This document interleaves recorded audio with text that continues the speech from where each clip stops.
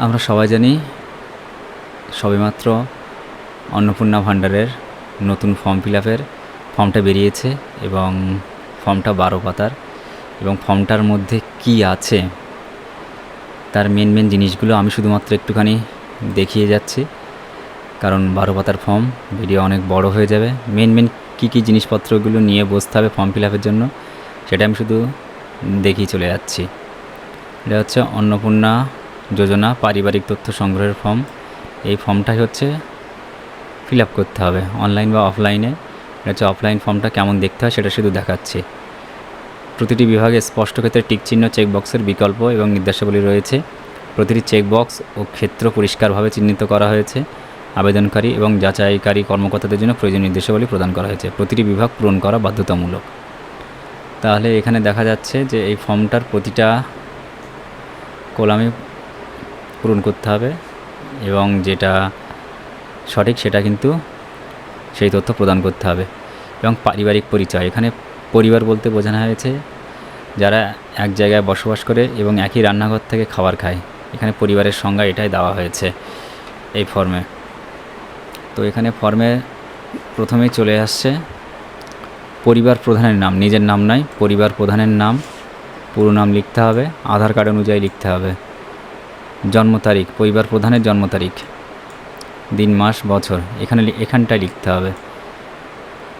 পরিবার প্রধানের লিঙ্গ, পুরুষ অথবা মহিলা, অন্যান্য এখানটা লিখতে হবে। পরিবার প্রধানের আধার নম্বর এখানটায় লিখতে হবে এই ঘরটায়। ডিজিটাল রেশন কার্ডের পারিবারিক আইডি, যদি ডিজিটাল রেশন কার্ডের আইডি থাকে তাহলে এখানটায় লিখতে হবে। পরিবারের সদস্য সংখ্যা কজন সেটা এখানে লিখতে হবে, শুধুমাত্র সংখ্যায় লিখতে হবে। ঠিকানা, পুরো ঠিকানা এখানটায় লিখতে হবে। যোগাযোগের নম্বর শুধুমাত্র সেই মোবাইল নম্বরটা দিতে হবে যেটা আধার সংযোগ আছে, মানে আধার সংযোগযুক্ত মোবাইল নম্বর এখানে লিখতে হবে। এবার এখানটায় যে আবেদনকারিণী হবে, শুধুমাত্র মহিলাদের জন্য যেহেতু এই ফর্মটা, তাহলে সেই আবেদনকারিণীর এই জায়গায় নাম, জন্ম তারিখ, লিঙ্গ, পরিবার প্রধানের সঙ্গে সম্পর্ক এবং আধার নম্বর লিখতে হবে। এবং সেখানে পরিবারের সকল সদস্যের আধার কার্ড কিন্তু দিতে হবে। পরিবার প্রধানের নাম, সদস্য, তার নাম, HOF মানে হেড অফ দ্য ফ্যামিলি, তার নাম, জন্ম তারিখ, লিঙ্গ, পরিবার প্রধানের সঙ্গে সম্পর্ক মানে অন্য জায়গা আছে তার সঙ্গে সম্পর্ক লিখতে হবে। মানে পরিবারের বাবা মা, ভাই বোন যা আছে সবাই ডিটেলস দিতে হবে। এখানটা 5 বছরের কম হলে সে পাবে না, কারণ 25 থেকে 60 বছর বয়সী সকলে এই ফর্মটি পাবে, ফর্মটি ফিল আপ করতে পারবে। আচ্ছা, এখানে আছে পরিবার সদস্যের সঙ্গে তার নাম, জন্ম তারিখ, আধার, পরিবারের সঙ্গে সম্পর্ক। তারা পরিবারের প্রধান এবং পরিবারের সকল প্রাপ্তবয়স্কের ব্যাংকের অ্যাকাউন্ট নিয়ে বসতে হয়। পরিবারের সকলের bank account number, IFSC code লিখতে হবে সবার। তারপরে আসছে epic, head of the family এবং সকল যারা ভোটার আছে তাদের ভোটার কার্ড নম্বর এবং বিধানসভার নাম এবং অংশ নম্বর লিখতে হবে। পার্ট নম্বর, সিরিয়াল নম্বর, অংশ নম্বর লিখতে হবে, সিরিয়াল নম্বর লিখতে হবে না। তারপর আসছে বিভাগ, তারা কোন caste, general, SC, ST, OBC কিংবা PVTG, যারা বিশেষভাবে ঝুঁকিপূর্ণ জনজাতি তাদের ডিটেলস এখানে দিতে হবে, সেটা টিক মারতে হবে এখানে। রেশন কার্ড নিয়ে বসতে হবে। Ration card, digital ration card আছে কি না, হ্যাঁ থাকলে হ্যাঁ, না থাকলে না। যদি হ্যাঁ হয় তাহলে কোনটা, AAY, PHH, SPHH, RKSY, RKSY2 ভর্তুকিহীন। কোন রেশন কার্ড ব্যবহার পরিবারের সেটা লিখতে হবে। পরিবারের রেশনের দোকান থেকে মাসিক রেশন তুলছে কিনা সেটা দেখাতে হবে। তারপর হচ্ছে নিজের সম্পদের তথ্য, বাড়ির ধরন, বাড়ি পাকা বাড়ি কিনা বা 3 কামরার বেশি ঘর সেখানে আছে কিনা সেটা যদি থাকে তাহলে হ্যাঁ, আর যদি না থাকে তাহলে না। পরিবারের জমি আছে কিনা সেটা দিতে হবে। কত শতক জমি আছে সেটা ডিটেলস এখানটায় দিতে হবে। বাড়িতে যদি কোনো গাড়ি থাকে, গাড়ির সংখ্যা বা 4 চাকা আছে কিনা তার ডিটেলস, গাড়ির রেজিস্ট্রেশন নম্বর এখানে দিতে হবে। পরিবারে কারো স্বাস্থ্য বিমা, সরকারি বা বেসরকারি কোনো স্বাস্থ্য বিমা আছে কিনা তার প্রিমিয়ামের বিবরণ দিতে হবে। কোন ধরনের স্বাস্থ্য বিমা এখানে আছে সেটা দিতে হবে। সদস্য, হেড অফ দ্য ফ্যামিলি, তারপর আছে সদস্য 1, সদস্য 2-এর, তারপরেরটা আছে আয়, পেশা, কোনো সদস্যকে আয়কর বা ইনকাম ট্যাক্স প্রদান করেন কিনা, পি ট্যাক্স যদি করে থাকে তাহলে হ্যাঁ। আর কোনো সদস্যের যদি প্যান কার্ড থাকে তার ডিটেলসটা দিতে হবে। হেড অফ দ্য ফ্যামিলির নাম, প্যান নম্বর, সদস্য মানে ভাই, দাদা, বোন, মা, কারোর নাম, প্যান নম্বর। তারপর হচ্ছে কর্মসংস্থানের ধরন, পরিবারের প্রধান কী ক্ষেত্রে কাজ করে, সরকারি, বেসরকারি বা অসংগঠিত ক্ষেত্র বা পরিযায়ী শ্রমিক, বেকার এরকম। আর এছাড়া পরিবার প্রধান ছাড়া অন্য কেউ সরকারি ক্ষেত্র, বেসরকারিতে কাজ করে কিনা সেটা দিতে হবে।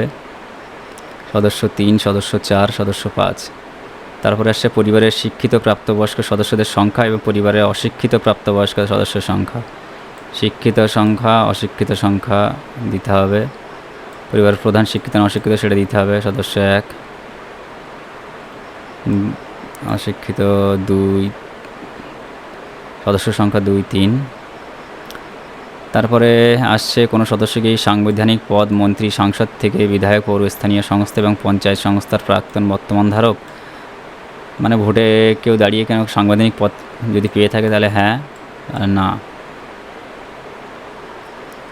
কোনো সদস্য কি সরকারি পেনশনভোগী, যে পেনশন হোল্ডার থাকলে তা দিতে হবে। যদি থাকে তাহলে তার পেনশন স্লিপ দিতে হবে। কোনো সদস্যকে জিএসটি ফাইল করা আছে কিনা দিতে হবে। যদি থাকে তাহলে জিএসটি নম্বর দিতে হবে। পরিবারের বার্ষিক মোট আয়, খুব গুরুত্বপূর্ণ জিনিস, মোট কত আয় সেটা দিতে হবে এখানে। এবার আসছে যারা সিএতে আবেদন করেছে তার বর্তমান অবস্থা।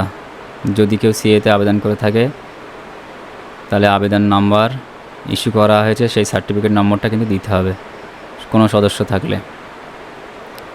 তারপরে আসছে কোনো ফ্যামিলির কিষাণ ক্রেডিট কার্ড আছে কি না সেটার তথ্য, শিল্পী ক্রেডিট কার্ড, মৎস্যজীবী ক্রেডিট কার্ড, শিক্ষার্থী credit card, student credit card আছে কিনা সেটা দিতে হবে। সদস্য 1, 2, 3। তারপরে আসছে যদি এসআইআরে কারোর নাম বাদ পড়ে থাকে, এসআইআর যদি কারোর নাম বাদ পড়ে থাকে সেই মামলাতে যদি ট্রাইব্যুনালে থাকে তার ডিটেলসটা এখানে দিতে হবে। এখানে পরিবারের প্রধান যদি প্রযোজ্য হয় তাহলে দিতে হবে হ্যাঁ, নাহলে না। তাহলে মামলার বিবরণ দিতে হবে কোনো সব সদস্যদের, সামাজিক মর্যাদা এবং নির্ভরশীল ব্যক্তিগণ। এবার বাড়ির কোনো সদস্য কে কোন স্কুলে পড়ে তার ডিটেলস দিতে হবে।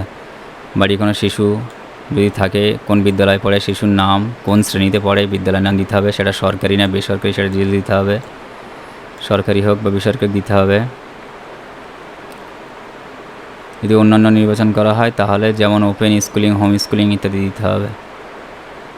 কোন কোন সদস্য স্কুলে পড়ে তার ডিটেলস দিতে হবে। শিশুদের টিকাকরণ, যদি 5 বছরের কম বাচ্চা থাকে তাদের কোন কোন টিকা দেওয়া হয়েছে তার ডিটেলসও দিতে হবে। যদি টিকাকরণে দেওয়া থাকে কটা শিশু তার ডিটেলস দিতে হবে। তারপরে আসছে কোনো সরকারি প্রকল্পের সুবিধা ডিবিটি লিঙ্কের মাধ্যমে পাচ্ছেন কিনা সেটা ডিটেলস দিতে হবে। যদি কেউ সরকারি প্রকল্পের সুবিধা পাচ্ছে কিনা সেটা জানার জন্য, এর আগে তো অনেক প্রকল্প চলতো, কৃষক বন্ধু বা যে কোনো জাতীয়, যদি পেয়ে থাকে তাহলে তার ডিটেলস দিতে হবে এখানে। সব সদস্যদের প্রকল্প কোন কোন প্রকল্পের টাকা পায় তার ডিটেলস দিতে হবে। এতগুলো দেওয়ার পরে তারপরে আসছে আমি এই মর্মে ঘোষণা করছি যে উপরের প্রদত্ত তথ্য আমার জ্ঞান ও বিশ্বাস অনুযায়ী সত্য এবং প্রযোজ্য ক্ষেত্রে আমি সকল সহায়ক নথি প্রদান করেছি এবং উপরের উল্লেখিত কোনো মানদণ্ড বাদ দিইনি। আমি অবগত যে আমার প্রদত্ত কোনো তথ্য মিথ্যা প্রমাণিত হলে আমার সামাজিক সুরক্ষা সংক্রান্ত সুবিধাসমূহ বন্ধ হয়ে যেতে পারে। এরকম দিয়ে এখানটায় সই করতে হবে।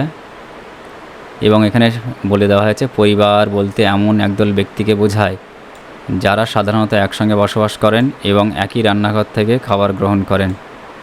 তার মানে যদি কেউ পরিবারের বলতে একসঙ্গে বসবাস করেন, যদি একসঙ্গে বসবাস করে থাকে তাহলে পরিবার হবে এবং একই রান্নাঘর থেকে খেলে হবে। আর নিচের অংশটি হচ্ছে যারা যাচাই করবে তাদের জন্য। এই গেল মোটামুটি অন্নপূর্ণা ভাণ্ডারের ফর্মটা। তার মানে আপনাকে সব কিছু নিয়েই বসতে হবে যে সমস্ত কাগজপত্র আপনার আছে।